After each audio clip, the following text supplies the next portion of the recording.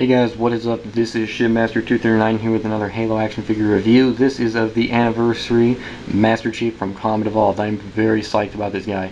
I've always loved the Combat Evolved Chief. He's been my favorite out of all the Chiefs so far.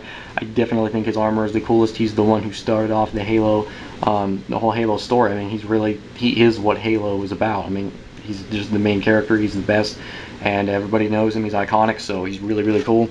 So here, getting onto the box, this is of obviously the original Master Chief, Combat Evolved. So very cool.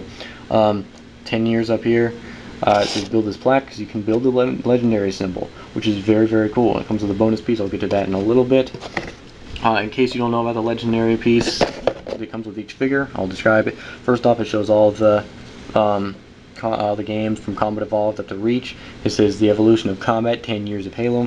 It shows all the different ones in the line. They had all of them except for Dutch and the Grunt. I really wanted to get Dutch, but I've heard very bad things about him, and the fact that his hands keep falling out apparently, so kind of lenient on buying him. They had Cortana, which is basically the exact same thing that was released in the Halo 3 lineup.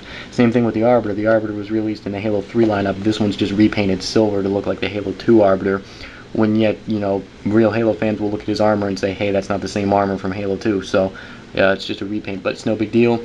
Master Chief and Dutch each come with half of the shields, so you can create the easy symbol. If you get Cortana and these two guys, you can create the normal, because she comes with a sword. Arbiter also comes with a sword, so you can create the heroic if you get all these guys, and then the Grunt comes with the skull. So guys, here he is out of this box, and he is really cool. I have to say, McFarlane has by far outdone himself. This is awesome. For Halo fans, this is really cool. I've been playing Halo since I was a kid, and I grew up playing Combat Evolved, so obviously getting this brings back some memories. It's really nice. I'll probably even possibly go out and buy a second one of this guy just because he is so darn cool. I really like him. He turned out awesome. Combat Evolved armor, like I said, I love the Combat Evolved armor, so it's really cool. He does have his downsides, which I'll get to in a little bit, but they're not something that really makes or breaks his figure. You know, this is still an awesome figure, and I really by far think this is, out of every single Halo figure released, if the best, if not maybe just one of the best. But he's really cool. So compared to like a you know, another anniversary figure, so here's the Platinum Edition Master Chief. They stand almost the same height, so in scale with that. Compared to like an Elite, he is basically, I mean, he's in scale. The Elite's taller, which is right. So that's good. And then obviously, like, you know, compared to something smaller, so like a Marine, we'll put a Marine right here, and he's smaller than Master Chief, which is exactly the way it is in the game, so very good. It isn't to scale. The only thing that is not to scale, they gave him the wrong assault rifle, so I'm very upset about that. So as you can see, he looks like he's having a little bit of a difficulty holding the rifle, because his thumb cannot fit through the grip properly. Why is this? Because this is not the Halo Combat Evolved Assault Rifle, people. This is the Halo 3 Assault Rifle. He can hold it, but as you see, he has to bend his hand in, and that's really the only way you can get him to hold it. I mean, he holds this grip very nicely. I mean, really nice.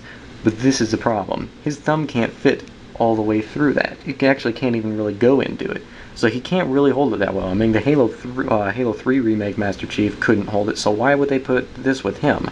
Obviously this guy's a little bigger and bulkier, so why would they give him this one? I still don't know. But it still has the assault rifle, so it's okay. He can hold it, but it's just a little bit more difficult. The other accessory he comes with is the Halo Combat Evolved Frag Grenade. Very cool.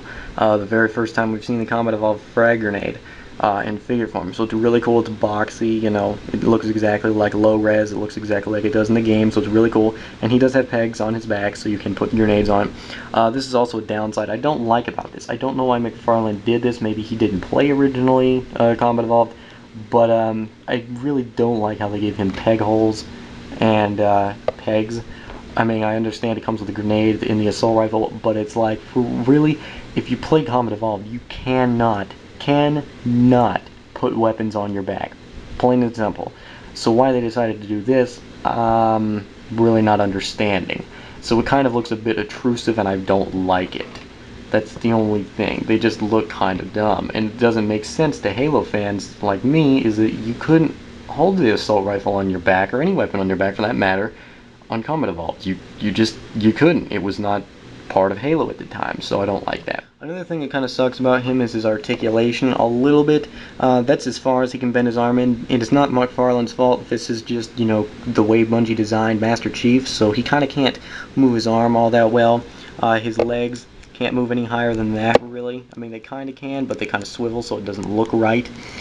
His arms can't move all that well because of just the armor design, but it's really not too big of a deal because, you know, you can still get him in the position that, you know, you want to, but I wouldn't recommend doing this for, like, hardcore stop motion. But other than that, this guy still can do what he needs.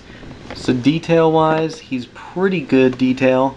The visor, I don't like how they gave it the boxy look, because it's supposed to be low res, but if you look in the game, it's all rounded, but it's really not a big deal. He gave it definitely a shiny look, which is good. You can see his helmet is exactly the way it is in Combat Evolved, so it looks really cool. His chest with his battle damage, the lights on it, his like kind of buckles and stuff is around his waist. It's really, really cool. His leg armor, his knee pads, you know, his boots, still has all that boxy look to it. Has a little battle damage on it, so it's pretty cool. I like how they gave it the boxy look to make it look low res, since it's supposed to be the anniversary of the very first Halo, so it's obviously going to be low res. His back with his grenade, his back again, his arms, his hands. I mean, they even made his hands a little low res. I really, really like it. It's really, really cool. So definitely a cool figure. The piece he comes with, like I said, is the shield. This is 3D, so it's pretty cool. Has the peg holes for the sword and the skull. And then it has this little piece right here, which attaches to the other part of the shield. And then the other shield part will come with a kind of like a little stand. So it is 3D. It's a regular kind of a plastic. It's good detail on it. It's pretty thick, so it's pretty good.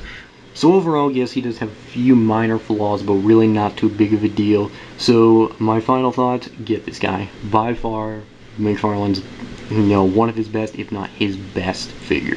I personally have loved Halo Combat Evolved, so this guy is really, really cool to me, and I'm sure he'll be as cool as you.